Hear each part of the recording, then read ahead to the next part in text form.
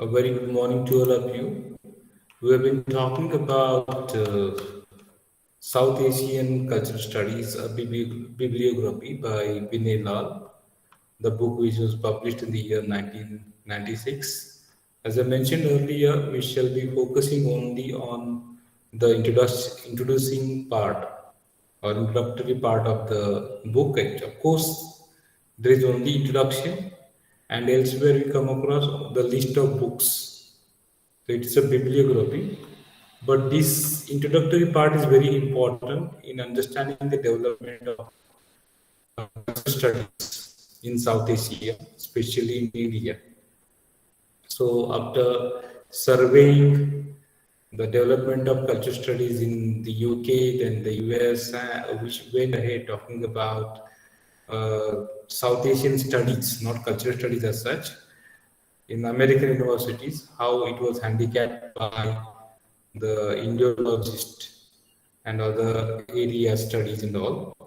Then we went on talking about certain centers and its contribution, their contribution in the development of culture studies. We talked about the creative writers, the diaspora writers, and even the novelists like Sashi Tharoor, etc., and Anita Desai in case of diaspora writers. But the writer, Vinay Lal, thinks that we should not restrict culture studies only to these writers. Therefore, he undertook this particular survey of the work done by different South Asian scholars. Then he talks about the restriction of South Asian studies to Hinduism or Sanskrit or Hindi and all. And then later he talks about the contribution of Jit Singh Uberoy, Ashish Nandi through their books like Science and Culture and Alternative Sciences, respectively. Then even we talked about the contribution of the circle, at Delhi, which was headed by Ashish Nandi, Delhi-based Committee for Cultural Choices and Global Futures. So we talked about that as well. How and even subaltern studies also contributed to a great extent to the development of culture studies. In my previous lecture, I was talking about Ashish Nandi's other work. So these works suggest that there is a need to turn to the studies of cinema, television, and the media in South Asia. So while talking about the projects and the topics, I was just suggesting people to work in terms of cinema, television, and media.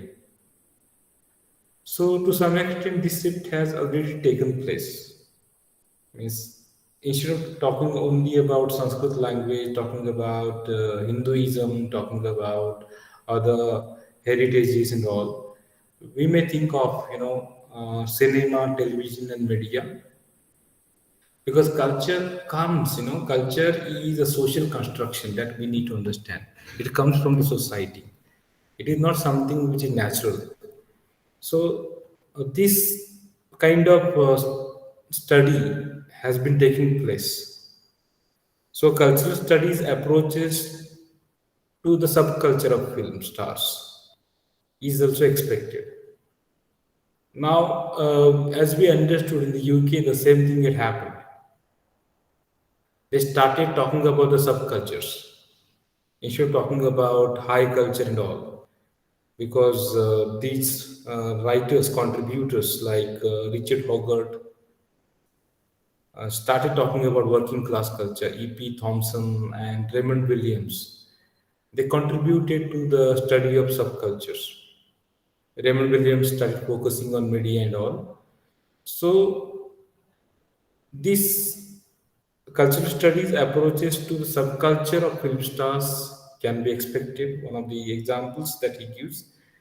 And then he said, Ashish Nandi in his work discusses that there is already a small body of work on the manner in which State-sponsored television has aided the cause of Hindu fundamentalism. In the last lecture, we stopped our discussion at this point. So it happened way back in the year 1987 or so, when the Ramayana, the Indian epic, the Ramayana, and even by Ramanand Sagar and BK, what you call Chopra's Mahabharat were telecasted. And Ashish Nandi think that it contributed to a kind of state-sponsored support to the Hindu fundamentalism. Means the uniform presentation of these particular mythologies for public consumption contributed to the fundamentalism. Otherwise, there are different versions of Ramayana. We talk about Tulsi Ramayana, we talk about Valmiki in the Ramayana, we talk about other versions of Ramayana. In Indonesia, they have a different version of Ramayana. So there were pluralistic forms of the Ramayana and the Mahabharata. But because of the government channel, Doordarshan is the state-sponsored television. In those days, private channels were not in rampant. So Doordarshan dominated the scenario. And the programs shown on, especially the Indian epics, the programs related to the Indian epics of the Ramayana and the Mahabharata, had some negative outcome as well. So that's what he suggests, because there were different versions of Ramayana, the different versions of Mahabharata. But people started thinking that this is the true Ramayana and all. So some of the recent scholarship have started, talking about these things, because there is a kind of complex intersection between film and other cultural forms that we need to understand. So, and the particular ways in which the media does the work of hegemony. Now, by this he means, actually, I have referred to this particular fact with the way films, the way TV serials try to create a kind of hegemony. Now, you might be knowing the term hegemony was introduced by Antonio Gramsci. And during your second semester, while talking about cultural studies with reference to Stuart Hall, I suggested you to go through that essay. So we got introduced with the term hegemony. So it was Antonio Gramsci who used this term.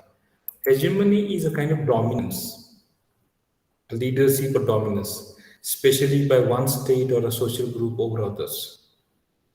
Okay, so films and media, means TV channels or news channels, try to create a kind of hegemony. So the culture of India's presented in popular cinema is one of the instances. You can see that. In Hindi cinema, means whatever is presented in Hindi films has contributed a lot in creating this kind of hegemony. We start thinking that that is what Indian culture is. Actually, there are pluralistic forms of culture, but we start looking at the culture presented in Hindi films as Indian culture. So the culture of India's popular cinema, the constituency of Hindi films, the place of Hindi film in Indian diaspora. Indian diaspora means, I have already mentioned, the people who live in other part of the world, Indian people. Indian people living in the UK, Indian people living in Canada, in the USA, etc. If you remember the movies like Swadesh, Dilwale Dulhania Le Jayenge, okay, if you call back, if you remember, if you have seen those movies, you'll realize So they create a kind of emotion among the Indian diaspora regarding their own land and all. So the Indian movie hall has been, masculine in its nature. You see all Hindi movies wherein the protagonist is a man itself, having tremendous abilities and all. And the masculine space, even when you go to Indian movie halls, you'll see it is dominated by men only. Most of the spectators are men only. Then even the film hoarding, the hoarding displayed at the nexus between popular cinema and street culture. All these factors, the association of the cinema in North and South India with electoral politics and the politics of the hoodlums. In North and South, especially if you remember Jayalalitha was an actress, and most of the South Indian political leaders belong to film industry. I mentioned Jayalalitha, the earlier chief minister of Tamil Nadu. I think it was something, Anna Malai or something. I don't remember his name. He was Jayalalitha's guru, kind of guru. He also was from the film industry, Tamil film industry, Telugu film industry. N.T. Ramarao was from Telugu film industry. So this kind of dominance can be seen because of the hegemony created by cinema. Now, hoodlum means a person who engages in crime and violence. For example, you see Amitabh Bachchan's Dawn and the remaking of Dawn by Shah Rukh Khan. So these people have been, glorified. So that also contribute. So all these things can be considered in the study of culture. Means how cinema contributes to all these spheres of life. The way Indian films are constituted, the way Indian films represent, Indian culture, the way they represent Indian diaspora. If you have seen the movie Swadesh, as per my knowledge, it is Swadesh or something. Uh, that song, in which Amrish Puri feeds the pigeons. I don't remember the title. It is Swadesh, I guess. So such kind of movies and all, and all these factors, contribute to the development of subculture. And modern Hindi film has been used to promote national integration and isolate the nation's enemies. You can see that. Means in many of the movies, such kind of national integration is intended. India, Indian, the title of the movies of Manoj Kumar, Upkar or Kranti or Purab or Pasim. Okay, all these movies. I'm not talking negatively, means how they contribute. Means we should be the object, we should do objective analysis of the things. We should understand the pros and cons, both the sides. Then he talks about the task that takes on more silence with the advent of terrorism in the Punjab in the early 90s and in Kashmir in the late 90s. So all these and a great many other topics, he thinks that require exploration. So as a student, you can think of exploring these things for your PhD. Once you complete your MA, if you want to undertake your PhD, so you can study all these aspects in your film studies or culture studies, you can see. So all these factors have contributed to the formation of modern India. Generally observe that North Indian culture is generally projected as Indian culture, And most of the names of the protagonists in Hindi movies, you'll see the protagonist means the hero are from North India. For example, you Vijay Dinanath Chauhan in Agnipath, or any name you can take, Varma, Sharma. These are the names used. You will not come across a protagonist from South India ever in Hindi movies. I'm saying. If you remember, Miss, I referred Agnipath or some other movie. Generally, you'll come across in Agnipath, we come across a North Indian hero, and the villain is from South India. Or if you remember a recent movie of Deepika Padukone and Shah Rukh Khan, you what is the title of the movie? Can someone does someone remember it? Chennai Express, if you remember. So you can see this divide between South India and North India. So North India is presented in a very positive manner. And if you read Chetan Bhagat's Two States, you will come across similar kind of description, wherein the protagonist, the hero, is from Punjab, and the lady, the heroine, is from Tamil Nadu. So this is how the things are presented. So this is how media literature contributes to the development of what we call a pan-Indian culture as such. So we need to explore the things in this direction. The advertisements to also contribute in that way. I always tell, for example, fair skin is presented as a mark of beauty. So this is again the impact of, this is how culture emerges. Fair skin. We aspire for fair skin. We start thinking that people with fair skin are beautiful, handsome, and the people with dark skin don't have good looks as such. So perceptions are formed. So we need to explore cinema, media in this way. So he says that if cinema has been the 20th century's preeminent art form, responsible for ushering in modernity into the less developed parts of the world, it would be hugely ironical of the Hindi films turn out to be the last version of the worldview that is not so much anti-modern as non-modern. Now, when we talk about world cinema, you realize that if we take it as the preeminent art form these days, we think about art only in terms of cinema. It is the global scenario. And this is, if we assume that cinema has been responsible for encroaching in modernity, usually is to acquire something by force.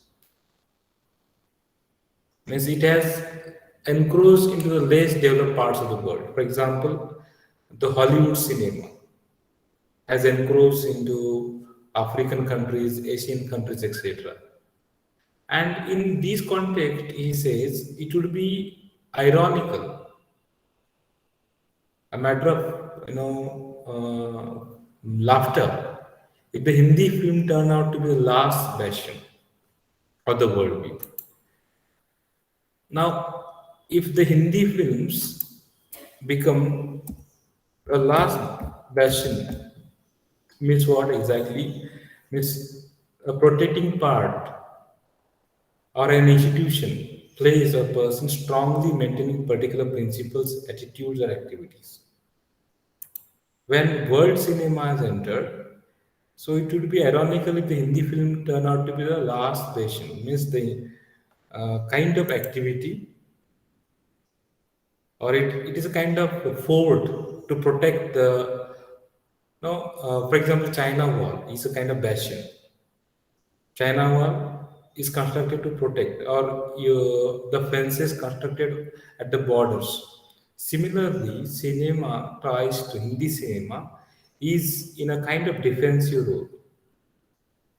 It serves as an institution, as a place, maintaining particular principles, attitude, and activities. We see that in cinema. So it's a kind of ironical thing. Okay, means it cinema itself is the modern form, and it tries to protect. Cinema tries to protect our worldview, which is rather anti-modern or non-modern. So this is something ironical. Is it? If modernity is represented to the less developed part of the world through cinema, Hindi cinema cannot be considered something which is protecting the culture or traditions. Now, what happened in case of now personal lives and the life on the screen are two different things. We should not go into the personal lives of the people. Generally, we see that those who project themselves as ideal people on the screen are not as ideal as we think or they show on the screen. Their lives are, not that much, ideal enough to follow. So these are the things that we need to understand in understanding culture. In the last years of this century, means 20th century, the book was written in the year 1996. So he's talking about 90s and 91 to 2000 or so, up to 1996, let's say. During this period, as other forms of media have emerged, the cinema itself seems to be on the point of being eclipsed. Other forms have developed, emerged, and cinema is at risk now. You must have realized because of the TV channels and all, what has happened to cinema now because of internet, because of Netflix and all. So what has happened to the movie cinema halls? So there was already a premonition of that in the United States. Means one could see that in the USA. Nowadays we see it in India as well. There is no attraction for cinema halls among the public these days, among the literate public especially. So in USA, the grand movie halls of the 30s and 40s had almost altogether disappeared. Same in the case of India. Is in when I was a child or during my college days, going to cinema itself and getting ticket to watch cinema was really a great thing. And the movies, which came lasted for 50 weeks, 70 weeks. For example, Sholay was there in the cinema halls for 75 weeks or so, or more than that, 100 weeks. And I myself have seen that many movies like Maine Pyar Kiya, Kayamat Se Kayamat Tak, Hum Aapke Kaun, or many more of that period in the 80s were at the theater or the movie halls for 50 weeks or so. So these days we do not see there. This is a kind of eclipse. Means in America as well, in the USA, during the 30s and 40s, the movie halls used to be very grand, and they have disappeared by early in the 70s. And these movie halls have paved the way for cinema screening multiple films. We do have multiplexes in big cities, in Pune, Mumbai, or other such big cities. Means they screen multiple films simultaneously in smaller theaters. And with the advent of video in the late 70s, video parlors might be knowing. Now, I wonder if you are familiar with this culture. Means as a child, I have seen there used to be video centers wherein movies would be played. So, with the advent of video in the late 70s and early 80s in the USA, the complete demise of the movie theater was being spoken of as a fact of life. It had happened very early in the USA. We are actually far behind them. It happened in India where only recently, during last 20 years. So in India, He says the corner video store, video corners, or video what we call centers, was to become a common as a pawn shop. Nowadays, you will not come across video corners, but in those days, they were just like pawn shops. And indeed, certain neighborhoods were completely dominated by video stores. Yes, I still remember in my village, we used to hire, video players, VCRs. They're called VCR players. Means we not I means I not personally. I'm talking about the uh, group of young men or families, etc. would hire video VCRs. They would watch three movies, four movies together. Okay, so this was completely dominated by video stores, and the place of the video store in Indian social life and in the public sphere has never been examined. Of course, it was in early 1996. Now the things have changed, but there was less research on it, he says, and neither has anyone proved whether the video stores became, at least for a certain class of people, an alternative adda. He uses the term adda in the manner of the pawn shop, the chai shop, or the cafe. And as per my knowledge, as per my memory, as per my own experience, this was the case during my childhood when I was in primary school, in my high school. This was very common. Means video corners were very just like pawn shop, chai shops, or the cafes. So this was the case with certain class of people. In those days, before 1992, you might be knowing that India and other part of the world were not a part of globalization. Globalization started taking place in India after 1992 when Dr. Manmohan Singh was the prime minister, not prime minister, sorry, finance minister. PV Narasimha was the prime minister at the time. So, as every Indian middle class family would recognize, the fortunes of these video stores were tied to school settings. Okay, as per the school, my school children would skip their classes and go to the video corners. So, here again, an extraordinary and wide ranging phenomena has evaded scrutiny. Means what? He says this is under researched, it hasn't been researched. And then in the last few years, with the inauguration of satellite television, now you have got TV channels. Video stores have in turn been largely wiped out. So what happened, you can understand. Initially, um, film theaters, film talkies were at stake. Then these video stores too became, they too were diminished, wiped out. So now the revolution implies more than the mere substitution of one technology for another. Now you might be knowing that in those days, if you remember your childhood days, as we have Tata Sky, Airtel, and all such TV television providers, service providers. In those days, there used to be the common supplier in the villages or in the colonies. One channel, one person would provide he would used to have the big kind of umbrella, that kind of umbrella, we call it chhatri, and he would give service and he would charge 100 rupees per month or so. Nowadays as well, we see such kind of services, but that was predominant. Satellite television is a global, transnational form, but India may perhaps it show that MTV is altogether compatible with large-scale versions of Indian epics.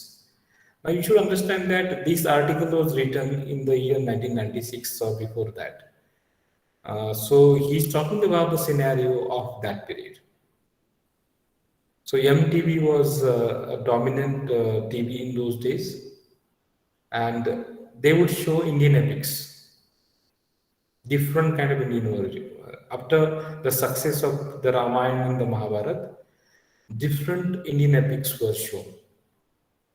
So, in short, he says it is not only cinema study that one is speaking of, but also studies of video culture, television, satellite broadcasting, the world of transnational teenager music shows, advertising, and so on.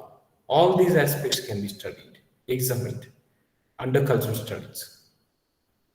So, studies of Indian cinema, which are now poised to acquire a significant place in Indian intellectual production, may inspire studies of media in general. So, this is how you can understand how cultural studies can direct itself to the study of television and media.